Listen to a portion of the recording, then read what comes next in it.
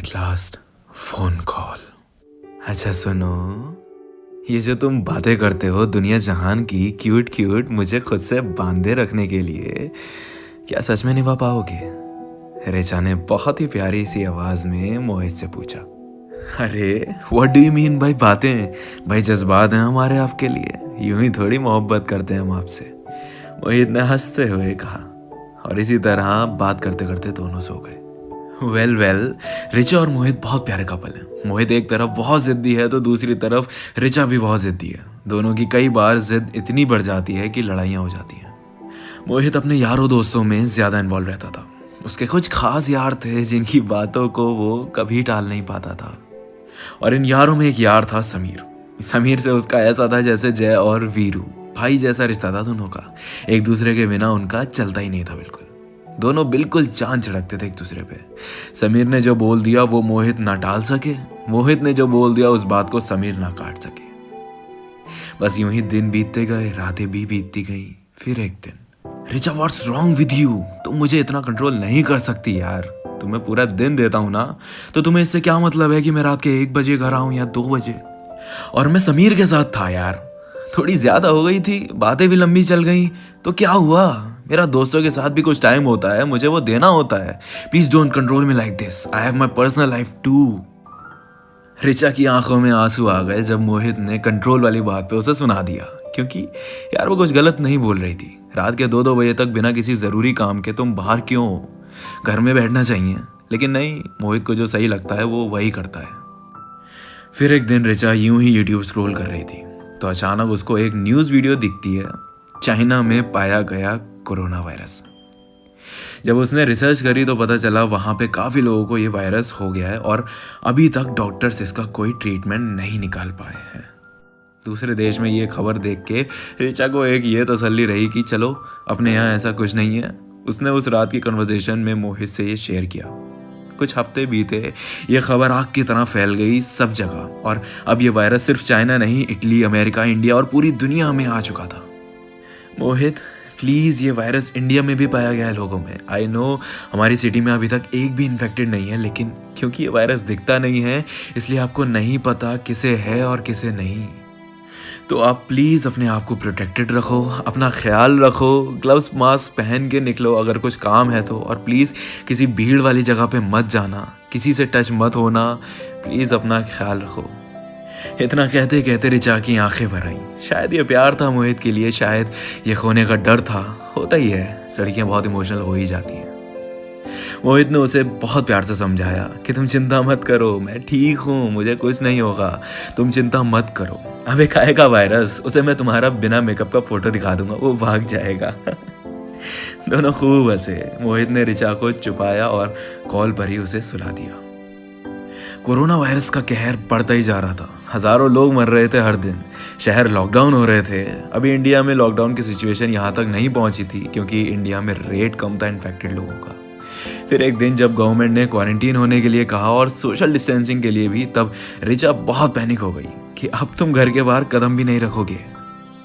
उसने खुद को भी घर में लॉक कर लिया और मोहित को भी बहुत टाइट कर दिया कि घर से बाहर नहीं निकलना। लेकिन नहीं मानता मोहित, क्योंकि इंसान को जिस चीज के लिए जितना रोकोगे वो उतना ही मचलता है वो काम करने के लिए। मोहित और समीर रात में अपना बैठे थे एक दिन, तो सैम का एक जानने वाला वहां दिखा तो सैम को देख के वो उसके पास आ गया और मोहित से और सैम से हाथ मिलाया। समीर ने पूछा, भाई यहाँ कैसे?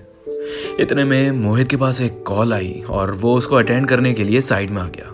वो कॉल घर से थी और मोहित को घर जाना पड़ा। समीर और मोहित बाहर जरूर निकलते थे, लेकिन दोनों घर पहुंच के अच्छे से हैंड वॉश कर लेते थे और सैनिटाइज भी कर लेते थे। मोहित जल्दबाजी में घर आया और डिनर करने अपने रूम में आ गया। वो रात यूं ही बीती। अगले ही दिन जब मोहित उठा सो के तो उसको सर में काफी दर्द महसूस हुआ। उसने दवाई ली लेकिन दवाई का असर भी नहीं हुआ। उसने ये दर्द रिचा से छुपाया क्योंकि उसे पता था बता देता तो बहुत डांट पड़ती। 2-3 दिन तक उसने छुपाया अपना दर्द, लेकिन अब सिर्फ दर्द नहीं, उसको गले में दर्द भी होने लगा था और हल्का हल्का जुकाम भी। जब भी वो रिचा से बात करते करते खांसता या आवाज़ में बदलाव लगता, रिचा उससे पूछती तुम्हें क्या हुआ है, तो वो उसको फ्लू बता के डॉक्टर को ना दिखाने की जिद करने लगता। बस फिर क्या, एक दिन हद ही हो गई। ऋचा ने बहुत जिद करके भेजा डॉक्टर को दिखाने, तो टेस्ट में मोहित को कोरोना वायरस पॉजिटिव निकला। इतना देखते ही मोहित के होश उड़ गए।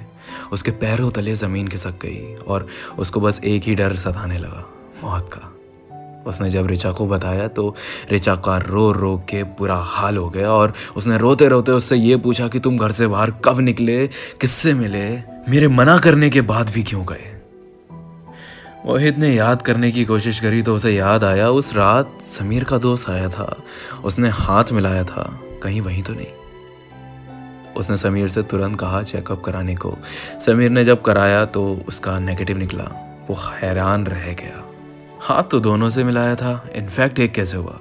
समीर ने जब पूछा तूने घर आके हाथ सैनिटाइज किया था, अच्छे से हैंड वॉश किया था, तो मोहित के पास बस एक ही जवाब था, नहीं, क्योंकि वो जल्दबाजी में सीधा अपने रूम में चला गया था। अब मोहित एक रूम में लॉक था और अपनी ज़िंदगी और मौत से लड़ रहा था। उसकी तबीयत में सुधार ना होते देख हर एक उससे जुड़ा इंसान रो रो के बुरा हाल कर रहा था अपना। वायरस ने बुरी तरह मोहित को जकड़ लिया था, बहुत बुरी तरह। बीच में कई चक्कर भी लगे हॉस्पिटल्स के। डॉक्टर ने उसे आइसोलेशन में रहने को कहा। उस रात मोहित ने ऋचा को कॉल किया और कॉल पे उसके आगे बहुत रोया, बहुत ज़्यादा रोया और रोते रोते उसने बहुत माफ़िया मांगी कि ऋचा काश मैंने तुम्हारी बात सुन ली होती, तो आज मैं यूं इस तरह यहाँ अपने soon to be death bed पे लेटा ना होता। ऋचा के भी आंसू नहीं रुक रहे थे, बहुत दर्द था उन दोनों की बातों में। वो कॉल पूरी रात चली। किसे पता था कि वो कॉल मोहित की ज़िंदगी की आखिरी कॉल होगी। थोड़ी सी लापरवाही की वजह से एक माँ बाप ने अपना बेटा खोया, बहन भाई ने अपना भाई खोया, ऋचा ने अपना होने वाला हमसफ़र खोया और एक दोस्त ने अपना दोस्त। बस थोड़ी सी लापरवाही की वजह से, हालातों को सीरियसली ना लेने के लिए।